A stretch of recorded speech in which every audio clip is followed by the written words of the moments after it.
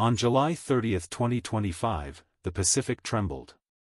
A devastating 8.8 magnitude earthquake struck near Russia's Kamchatka Peninsula, the most powerful in the region in 70 years.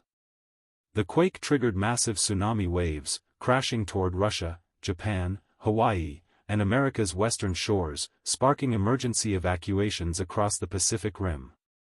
Russia's coast saw waves as high as 13 feet. Japan evacuated areas including the Fukushima nuclear plant. Hawaii and U.S. coastlines braced for impact. Warnings echoed globally, from Peru to China.